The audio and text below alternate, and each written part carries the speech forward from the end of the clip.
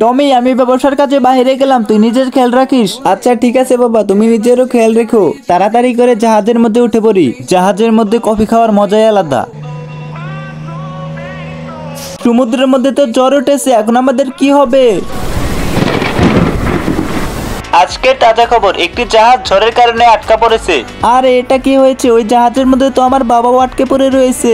বন্ধুরা, ভিডিওতে লাইক আর চ্যানেলটি সাবস্ক্রাইব করে দাও, তা না হলে আমি আমার বাবাকে বাঁচাতে পারবো না। যে করেই হোক আমি আমার বাবাকে বাঁচাবোই। এই গাড়িটা ভেঙে ফেলি, এর ভেতর থেকে তারপর পার্টসগুলো বের করে নেব। তুমি তো আমাকে ধরতে পারবে না, আমি এখান থেকে তাড়াতাড়ি করে পালিয়ে যাই। এই টিভিটাও ভেঙে ফেলি, তারপর এর ভেতর থেকে পার্টসগুলো বের করে নেব। এই তো সব পার্টসগুলো বেরিয়ে গেছে, এখন সব পার্টসগুলো ঝালাই করে নেব। এই তো আয়রন ম্যানটি বানিয়ে ফেলেছি, এখন আমি এই আয়রন ম্যানটি নিয়ে জাহাজটিকে বাঁচাতে যাব। এই তো আমি আয়রন ম্যানের ভিতরে ঢুকে গিয়েছি। আমাকে যে করে হোক জাহাজটিকে বাঁচাতেই হবে। আর কিছুক্ষণের মধ্যেই আমি সেখানে পৌঁছে যাব। এই তো আমি পৌঁছে গিয়েছি, তাড়াতাড়ি করে জাহাজটিকে উপর দিকে উঠাই। এই জাহাজটিকেই পাড়েই রেখে দেই। বন্ধুরা, টমির জন্য ভিডিওতে লাইক তো করাই যায়।